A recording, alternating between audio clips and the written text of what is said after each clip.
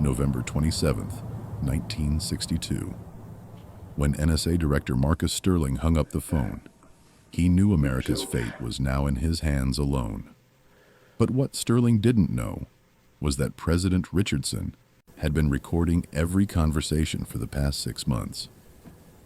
The red phone's shrill ring cut through the silence of the NSA's top floor.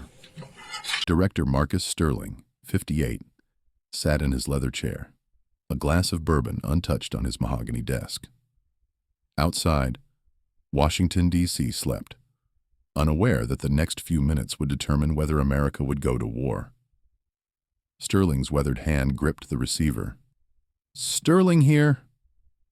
The voice on the other end was cold, calculated. "Operation Desert Falcon is compromised. We need to abort." Sterling's jaw tightened. This Syrian operation had been 18 months in planning. "Negative. We proceed as scheduled."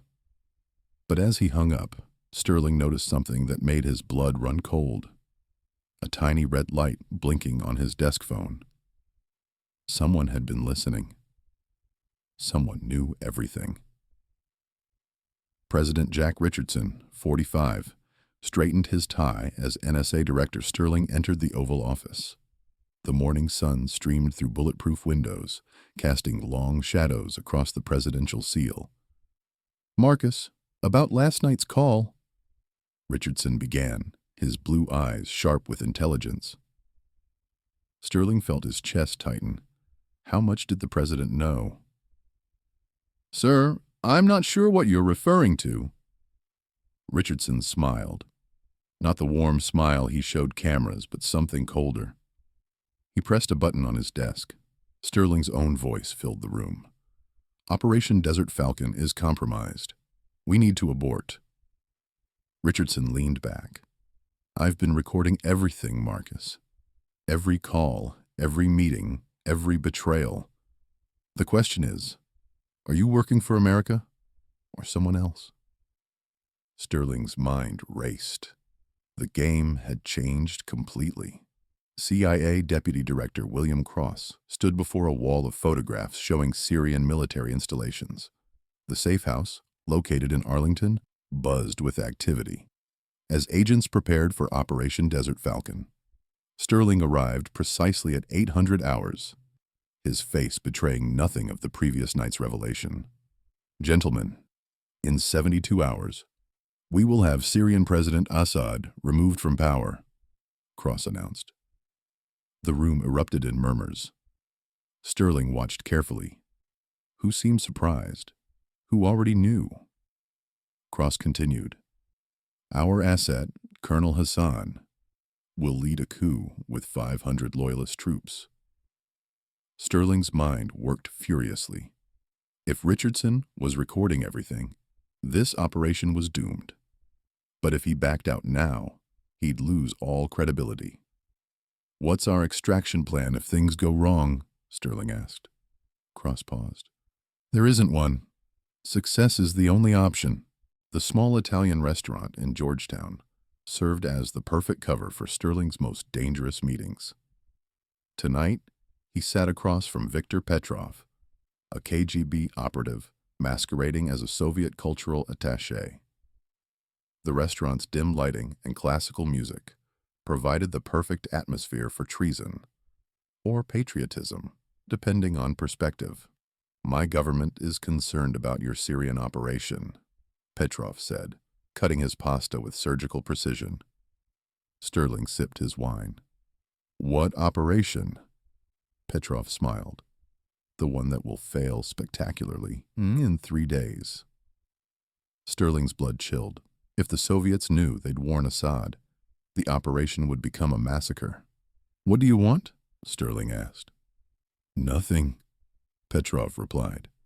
"We simply want to watch America's intelligence community tear itself apart. It's already beginning, isn't it, Marcus?" The NSA's underground communications center hummed with activity as reports flooded in from Syria.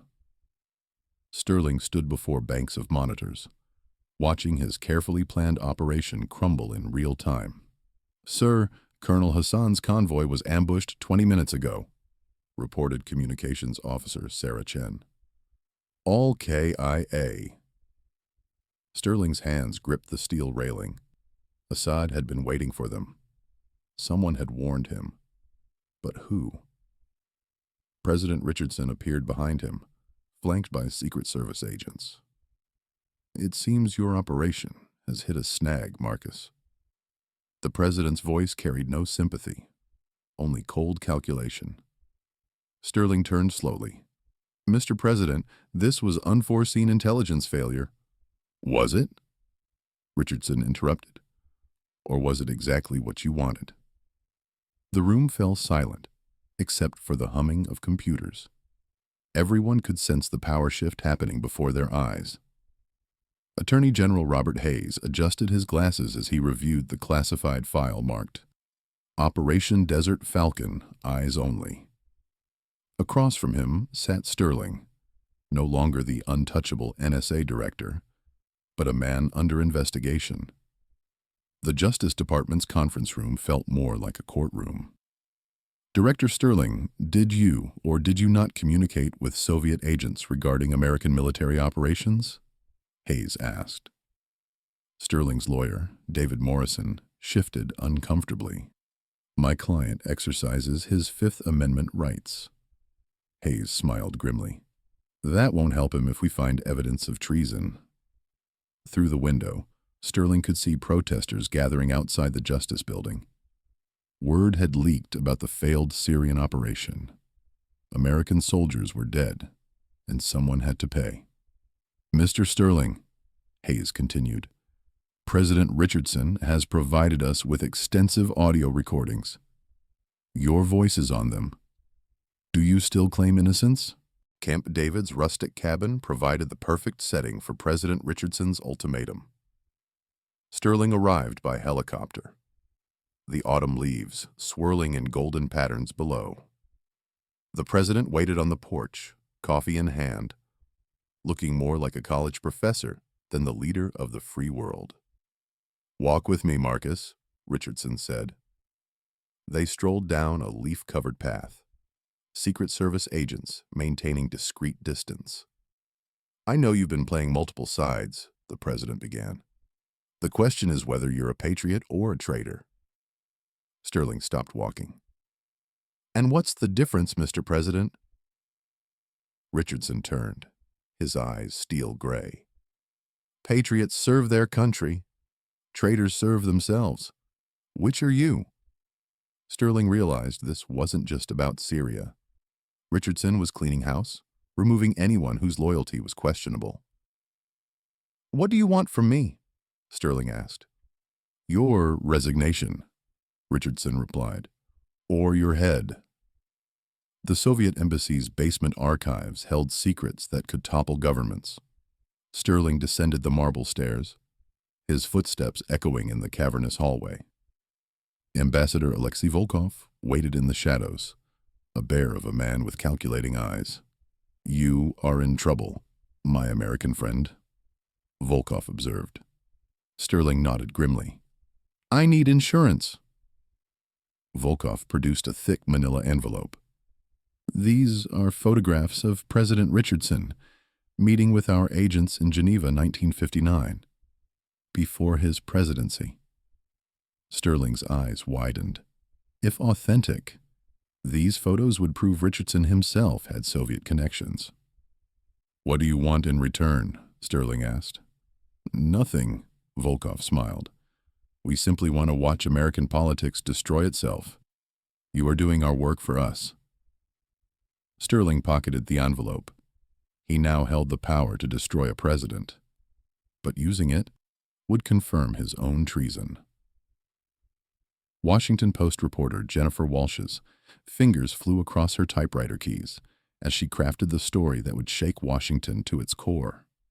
The newsroom buzzed with energy, editors shouting, phones ringing, cigarette smoke filling the air. Exclusive. NSA Director under investigation for treason, she typed. Her source inside the Justice Department had provided explosive details about Sterling's Soviet connections. But as she wrote, a nagging doubt crept in. Was she being used as a pawn in someone else's game? Her editor, Tom Bradley, rushed over. "Walsh, you need to see this." He handed her a photograph. President Richardson shaking hands with a Soviet official. "Where did this come from?" she asked. "An anonymous envelope slipped under our door an hour ago." Jennifer stared at the photo. Someone was playing chess with American democracy, and she was about to become their next move. Sterling walked briskly down Connecticut Avenue, his bodyguard trailing 20 feet behind. The November air was crisp, leaves crunching underfoot. He was heading to his lawyer's office when he noticed the black sedan following him for the third consecutive block. Training kicked in. Sterling ducked into an alley just as the car's window rolled down. The crack of a sniper rifle echoed off brick walls. His bodyguard, Agent Mike Torres, tackled him to the ground as bullets chipped concrete above their heads. "Stay down!" Torres shouted, drawing his weapon. Sterling's mind raced. Who wanted him dead? Richardson? The Soviets? His own agency? As sirens wailed in the distance, Sterling realized he was no longer the hunter. He had become the prey. The assassination attempt meant someone saw him as a threat worth eliminating. But which secrets were worth killing for? The CIA safe house in Bethesda had been Sterling's sanctuary for 3 days since the assassination attempt. Now it felt like a prison. Deputy Director William Cross sat across from him, a chess set between them on the wooden table. "Your move, Marcus," Cross said. But they both knew he wasn't talking about chess. Sterling studied his former colleague. Cross had been oddly absent during recent events. "You know, William, I've been thinking about patterns," Sterling began. "How the Soviets knew about Syria, how the media got those photos, how that sniper knew my route." Cross moved his queen. Checkmate. Sterling looked at the board, then back at Cross. President Richardson sat behind the resolute desk as Sterling was escorted into the Oval Office by Secret Service agents. The afternoon sun cast long shadows across the presidential seal woven into the carpet. "Sit down, Marcus," Richardson commanded. Sterling remained standing. "I know what you've been doing, Mr. President. The Soviet connections, the recordings, using Cross to spy on me." Richardson laughed. "You still don't understand, do you? This was never about Syria or the Soviets. This was about cleaning house. The intelligence community has operated unchecked for too long." Sterling felt the walls closing in. "And what about the photos of you with Soviet agents?" "Fabrications," Richardson replied calmly. "Created by my people to test your loyalty. You failed spectacularly."